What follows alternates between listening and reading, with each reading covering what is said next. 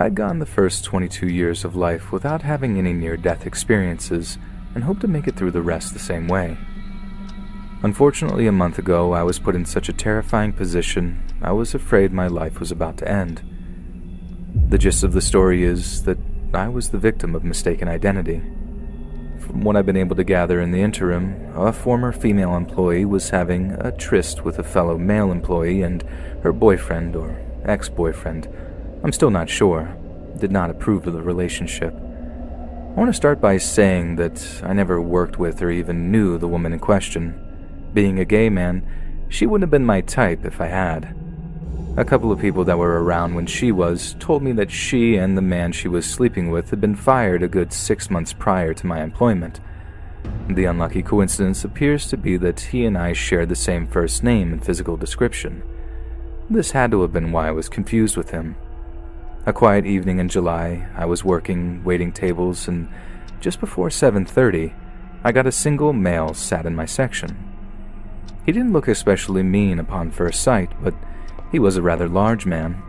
I'm 5'11", and this man towered over me. Nothing was said at first. I took his drink order, and when I returned with it, he confronted me about the affair. "So you're the loser that's banging my girl?" I asked him to repeat what he'd said, and only got more hostility in return.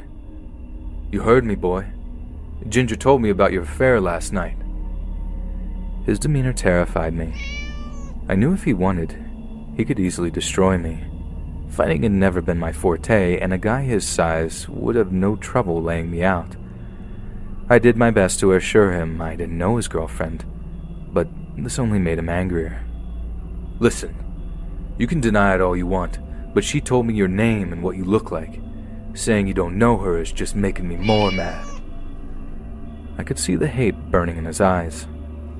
He spoke with gritted teeth, and spittle was beginning to come out of the corners of his mouth.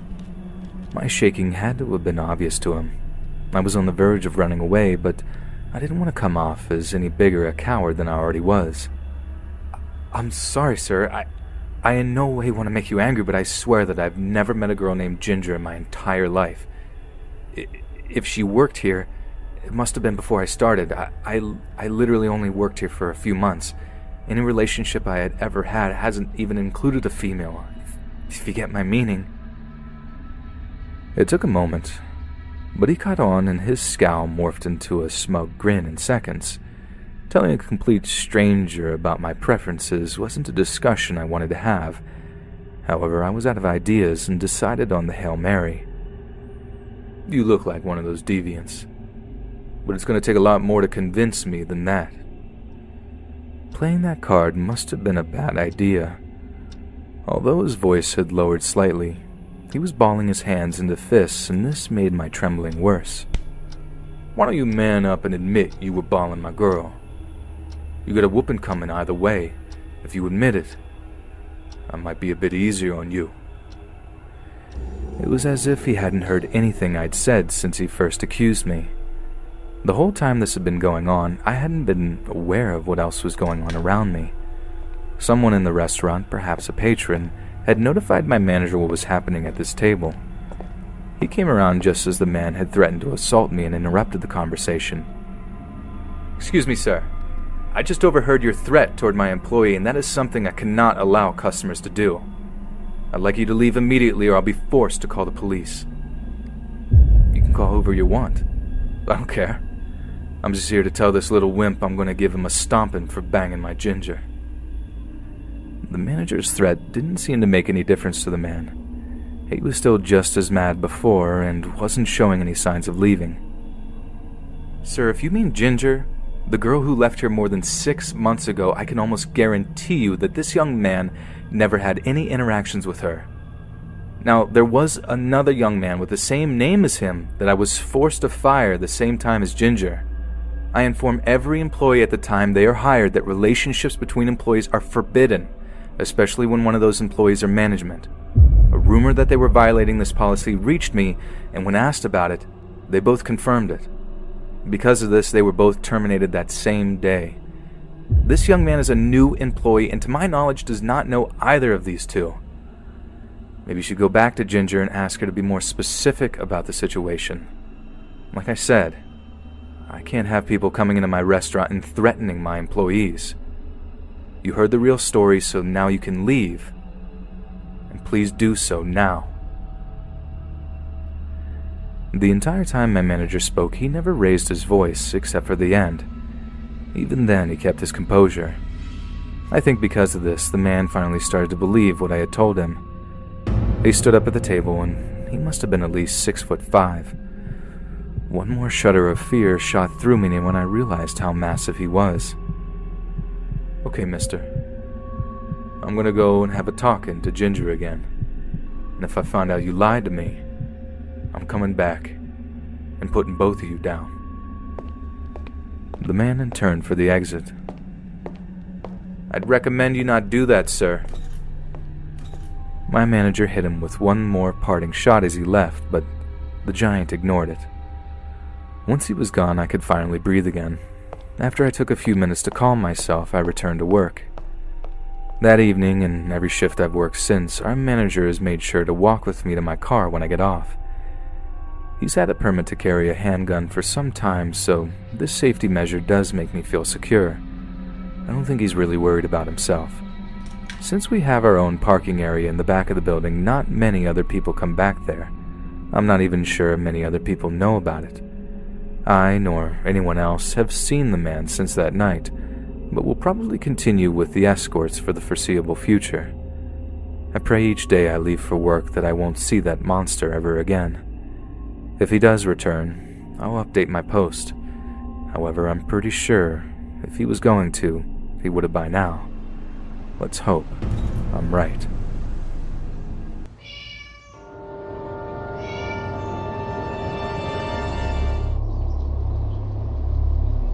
I have reactive attachment disorder, and as a result, I struggle with severe depression. However, I don't take any medication. I say that because I was going through one of the worst bouts of depression I had suffered in a year and a half. And I wasn't hallucinating because of the medication. It was Tuesday night, or Wednesday morning, October 13th to 14th. I had cried myself to sleep like I had done for however many hours before. When I woke up, it was 3:34 a.m. My cat Betty was walking around on the bed, and for some reason, my alarm on my phone was going off. I used the Sleep Cycle app, and the alarm was going off even though I had set it for 5:30 to 6 a.m. So I am frustrated that it decided to stop working correctly. Then, I hear that my computer in the living room turns on. I thought that my other cat Vader must have knocked the mouse while wailing over the desk. Then I see the light turn on from the monitor. What? I thought. I was kind of pissed, so I started grumbling about the cats walking around, alarms going off unreasonably, and Vader knocking things about. Until I turned on the bedside lamp and saw both cats are lying at the end of my bed. Looking into my living room, I froze. I was so confused. I was trying to make sense of it when I heard my main door open, like the screen door first, then the front doorknob. Then I heard someone move across the carpet. Unlike the movies, I jumped out of bed as quietly as possible, wondering how the hell was someone entering my apartment, as I sure as hell locked the front door to the apartment. I silently stepped into the hall and peeked around the corner. My cats nonchalantly decided to ignore the obvious home invader, thief, or murderer that had entered our home. I looked around the corner, and the door was closed. The lights were off, the monitor was off, but I could hear the computer running. I stood there frozen and listened for any noise for God knows how long. But I could not make sense of it at all and couldn't sleep the whole night. It wasn't a dream. Maybe I was sleepwalking. I don't know. But I have never been afraid of my apartment, and at that very moment, I felt very afraid. Very much alone. It hasn't happened again. Or maybe it has. I just don't know.